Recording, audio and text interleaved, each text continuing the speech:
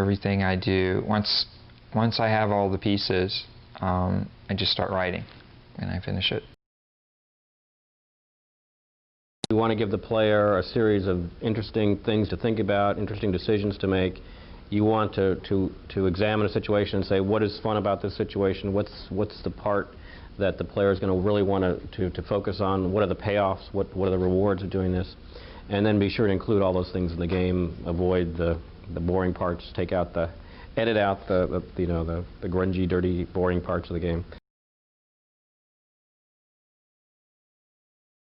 Most of our games start with a massive amount of paper testing to see that this kind of, like Battles in Time, there was hundreds and hundreds of hours by many people into paper testing for two reasons: to see if we have a game, if it's so unique that nobody's done it, is there a game that's worth developing? And the second reason for that is to save the programmer his first few months of programming time, rather than using the programming team as a guinea pig, which would be unfair to them.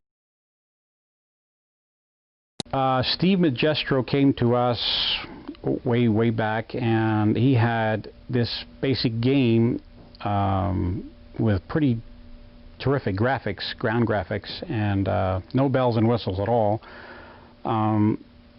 But he had these scenarios built with everything under the sun in them, weather exactly as it happened then, the forces, where they were, where they landed, and it was just an excellent game. But it is a pure war game. It's for that hardcore war gamer. It's not for the general public.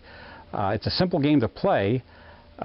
It's a pretty challenging game to try to win.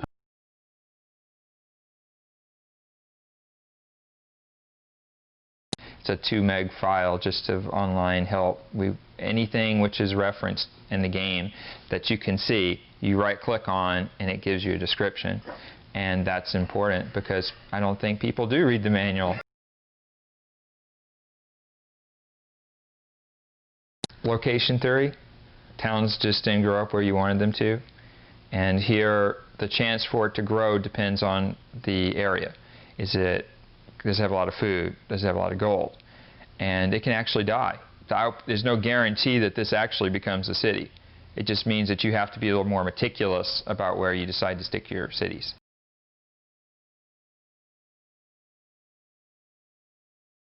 I just want to do good games.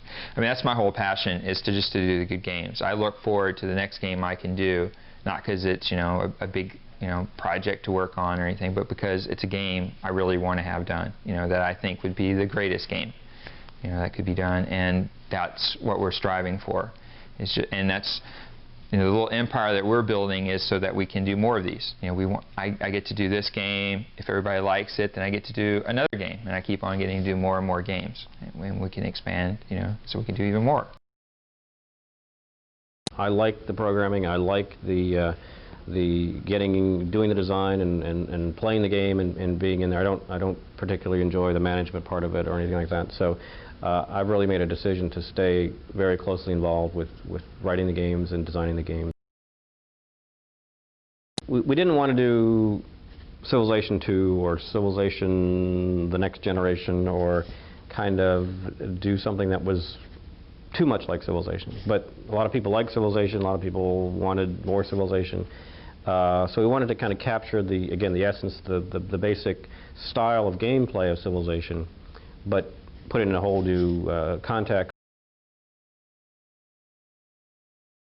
Most of my thoughts on Mom were while I was sitting waiting for my computer to compile the code, Orion, and just kind of daydreaming, well, yeah, this would be pretty neat, and well, what if I had this, and what's this missing? And then once I had the structure, once basically the bold lines were drawn, then I came in and filled it in as soon as I came back. After we finished with Orion, it shipped, sat down 2 weeks, wrote it up, gave it to the programmers, and then we started on it almost immediately.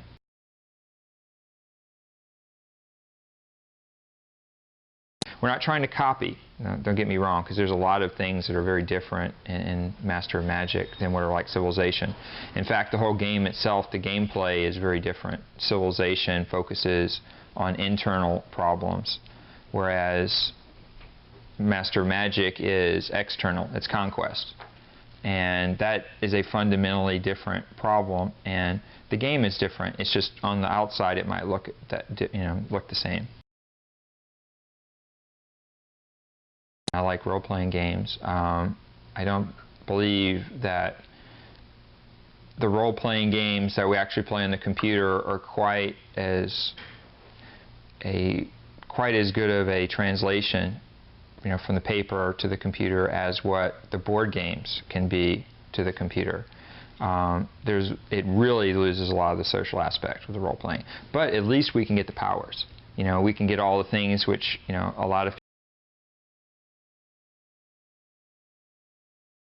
You've got to. I mean, otherwise, I think it shows in the games whether the designer liked the game, was interested in the game, got excited about it, and games are still a lot of fun. I think they're the reasons computers were invented. So. The elements of balance and choice. Those are the mark of a really great board game, and that can be used in a computer game as well. That's really where we look initially is the boards, and those are where the more active gamers are, and we've gotten some really good reactions. When we finish a game, we try and put out of our minds all thoughts of future games because they're just too distracting.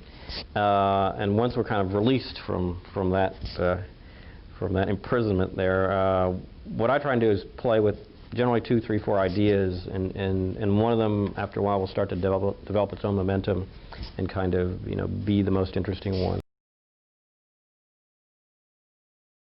1830 for Avalon Hill, and tentatively titled MechWars, which is a giant robot strategy. We have Corporate Colonies, which may not be the final title. That is an outer space colonization of the universe with some that you can turn off, with some twitch and jerk aspects to it. But you can turn that off and make it a purely strategic and tactical type game. There's no combat in here. This is all corporate development and economic and that type of thing. I think that what makes a good game will still be the same, and games will still be appealing, but there'll be many new ways of accessing games. First, the new 32-bit game machines, and then the whole information superhighway network, cable television, telephone, access to games in a much easier way that you can just, another channel on your television set will be the interactive game channel, and you don't have to buy a $2,000 computer and to play games, that they're just available to you as easy as watching Wheel of Fortune.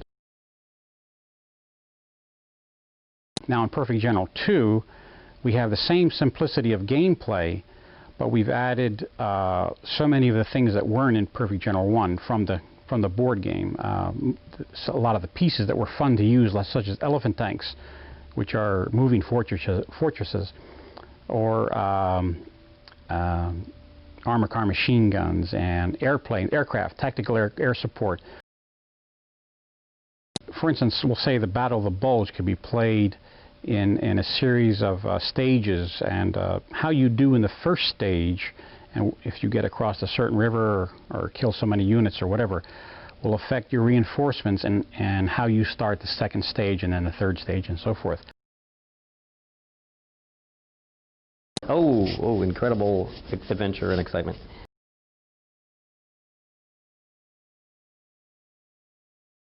We're trying to please the audience. We're trying to give them the games they want, not the games that we want to really do. And that's our approach. Give them as much of what they want as possible. And so we're trying to make everybody happy.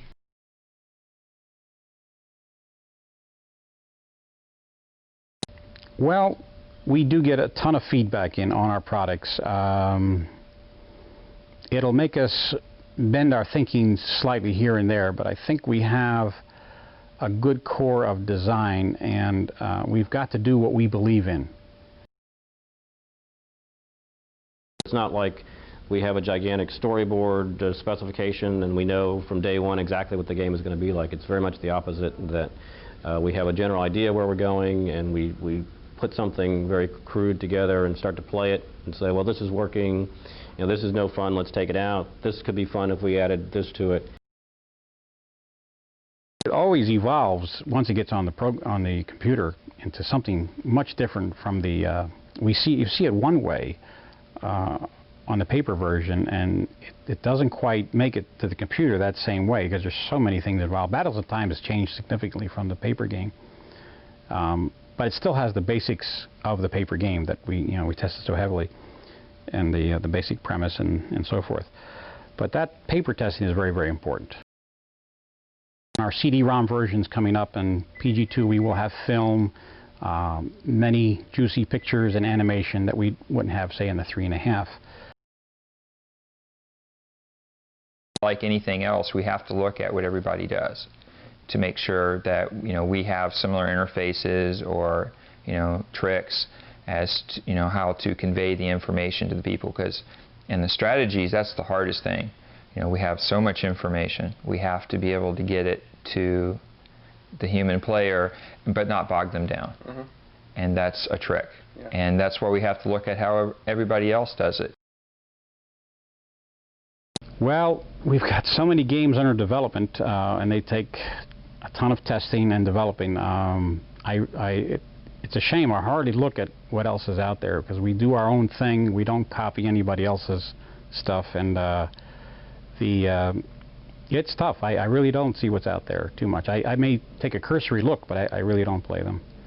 And I know there's good stuff out there beside ours, of course.